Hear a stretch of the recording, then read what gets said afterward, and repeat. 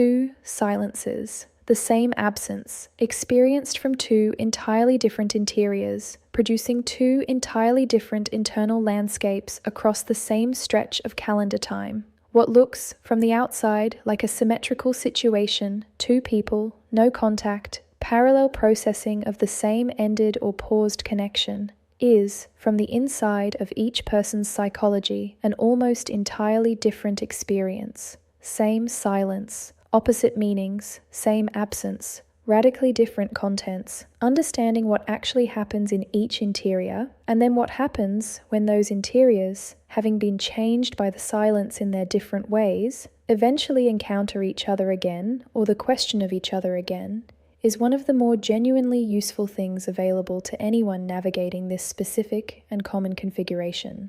Inside the empath silence. The empath who goes no contact is not, in the initial period, in a state that the word silence adequately captures.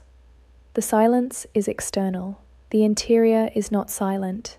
It is, in the first days and weeks, one of the noisier interior experiences available, the specific, consuming, full bandwidth occupation of someone who is simultaneously processing the loss, managing the impulse to break the contact, questioning the decision, and trying to maintain the boundary against the accumulated force of genuine caring for a person they have chosen, for the first time with full seriousness, not to reach toward. The impulse to break the contact is not weakness. It is the natural expression of the empath's fundamental orientation, the instinct toward connection, toward repair, toward the closing of distance between themselves and someone they perceive to be in pain.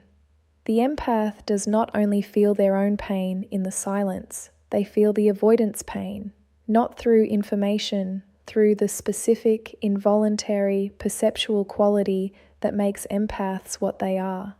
The avoidance interior state, however defended and however distant, registers in the empath's awareness with a specificity that makes the no contact feel in the moments when the impulse toward breaking it is strongest, like an active choice to allow suffering rather than a choice to allow healing. This is the empath's specific challenge in the silence. The caring does not stop because the contact has. The perception does not go dark because the relationship is on pause. The empath continues to sense, however imprecisely and however much filtered through their own projections, something of the avoidance interior state. And what they sense is not nothing. The avoidant in no contact is not in the comfortable equilibrium that the composed exterior suggests. And the empath, sensing something of the genuine distress beneath the avoidance surface, is being asked to maintain a boundary against the instinct to respond to another person's pain. This costs the empath more than most people who observe it from the outside understand. It is not the clean, liberating silence of someone who has simply removed a toxic presence from their life. It is the sustained, daily, requires continuous recommitment silence of someone who cares, who perceives, and who has made the hard decision that the caring expressed through continued contact was not serving either person's genuine growth. The work the empath does in this silence is some of the most important internal work available. They learn, through the experience of maintaining the boundary against the impulse to reconnect, the difference between caring for someone and being responsible for someone, between genuine love and the compulsive caretaking that the empath's perceptiveness can generate in the presence of someone's unaddressed pain, between the connection that serves mutual flourishing and the connection that serves the avoidance comfort at the consistent cost of the empath's boundaries. They also, across the silence, begin to hear themselves again. The specific, individual, irreducibly personal self that was present before the avoidant became the primary occupant of the empath's perceptual and emotional attention, begins to reassert itself in the quiet. The things the empath wanted before wanting the avoidant to be different. The life the empath was building before the building paused to accommodate the dynamic.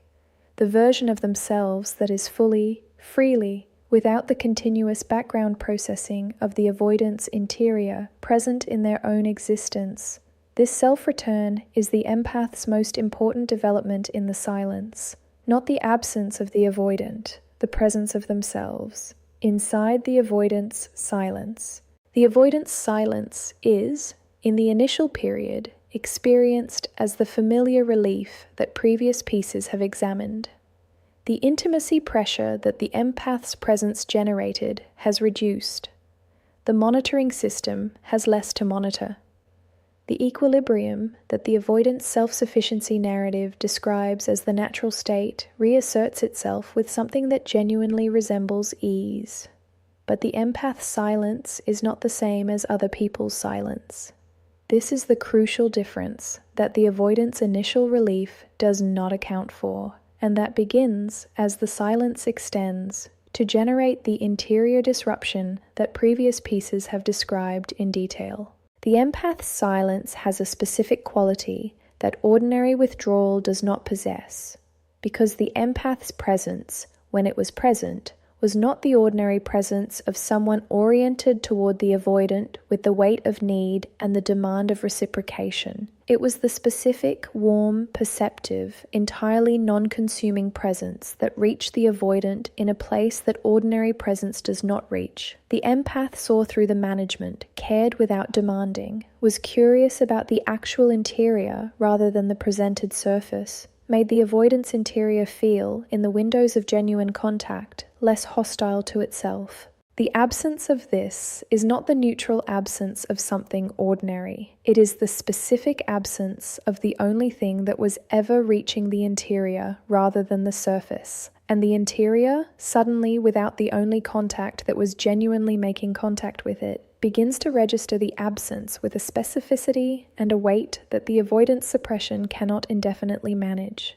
The monitoring system, which ran continuously against the pressure of the empath's presence, finds itself running against nothing, and a system that was calibrated to manage a specific, significant input and is now receiving no input at all does not simply rest. It searches. The attention that was allocated to the management of the empath's presence has nowhere to go and begins, automatically, to orient toward the source of the absence, toward the empath, toward the question of what the empath is doing and experiencing in the silence, toward the specific, increasingly undeniable awareness that the silence is not the same as the empath not being significant, the divergence. Across the silence, the two interiors diverge in ways that, by the time the silence ends or is broken, have produced two people who are in fundamentally different places relative to the connection and to themselves. The empath, doing the work the silence permits, is moving toward a relationship with themselves that is more complete, more honest, more self-respecting than the relationship they had with themselves inside the dynamic. They are developing, not without difficulty, not without the reversals and the moments of impulse toward reconnection that the no contact requires them to resist, the specific internal capacity to be whole in the absence of the avoidant, to want the connection without needing it, to love the avoidant without the love being organized around the avoidance healing or the avoidance opening or the avoidance eventual arrival at the capacity the connection always required. The empath at the end of the silence is, if the silence has been genuinely inhabited rather than endured, a more complete version of themselves than the empath who entered it. Not healed from the love does not resolve in the silence, but clarified, returned to themselves, in possession of a groundedness relative to the connection that the connection, in its active form, was consistently preventing. The avoidant, across the same silence, is moving through the predictable stages of the loss registration that previous pieces have mapped. The initial relief, the intrusions, the accumulating weight of the specific absence, the comparative diminishment as the world of people who are not the empath demonstrates, with patient and impersonal thoroughness, that the empath was not replaceable. The beginning of the confrontation with the pattern. The avoidant at the end of the silence is, in most cases, more disrupted than they were at the beginning. Not more open, necessarily. The disruption does not automatically produce the opening, but more aware, more in contact with the actual cost of the distance, more genuinely uncertain about the self-sufficiency narrative than they were before, the silence demonstrated that the narrative was not adequate to the experience of the empath's specific absence. What happens when the silence ends? The silence ends in one of several ways. The empath reaches out, having arrived at the internal place where the reaching is genuinely no longer organized around the avoidance response. The avoidant reaches out, having arrived at the internal place where the silence has generated enough confrontation with the pattern to motivate the action that the fear was previously preventing. Or the silence does not end. It becomes the permanent condition of the connection's conclusion, each person carrying the impact of it forward into the separate lives the silence has made more genuinely separate. When the empath reaches out from the genuine place, from the completed internal work of the silence, from the self-returned groundedness of someone who is reaching from fullness rather than from need, the quality of the contact is different from any contact that preceded the silence. It does not carry the hoping's weight, does not carry the continuous background orientation of someone whose interior is organized around the avoidance response. It arrives as the simple, honest, entirely grounded expression of someone who wanted to make contact and did, and who is genuinely, not performatively, settled regardless of what the contact produces. The avoidant receives this differently from every previous contact the empath has made. The monitoring system, calibrated across the silence to the specific texture of the empath's previous presence, reads the changed quality immediately. The contact is the same person. The warmth is recognizable. The perception is still present. The specific quality of the empath's engagement is still what it always was. But something in the organization of it has changed.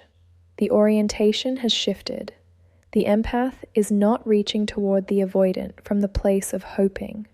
They are reaching from the place of having, of being already enough. The avoidance system, encountering this quality of contact, does something it rarely does in the presence of someone it is significantly attached to. It receives rather than manages. The changed quality of the empath's presence, the groundedness that the silence produced, is not generating the intimacy pressure that the previous presence generated. It is generating something closer to the quality of presence that the avoidance fantasy has always described. The warmth without the weight, the caring without the demand, the connection that does not require the avoidant to be different from what they are in order to be in it. When the avoidant reaches out from the genuine place, from the confrontation with the pattern that the silence eventually produced, the quality is different from the anxiety-driven returns that previous pieces have examined. It is slower, less urgent, more honest in its imperfection. The reaching does not arrive with the performance of readiness or the declaration of change. It arrives with the tentative, genuine, finally arrived quality of someone who has spent the silence in the uncomfortable company of their own unexamined interior and has, through that company, arrived at something they cannot entirely name, but that is moving them against the fear's best efforts toward the empath. What the simultaneous no contact produces. The specific thing that happens when both go no contact simultaneously, as opposed to one person maintaining contact while the other withdraws, is the removal of the dynamic's primary fuel source. The dynamic between an empath and an avoidant is powered, in significant part, by the continuous operation of both people's patterns against each other. The empath's reaching generates the avoidance management. The avoidance management generates the empath's reaching.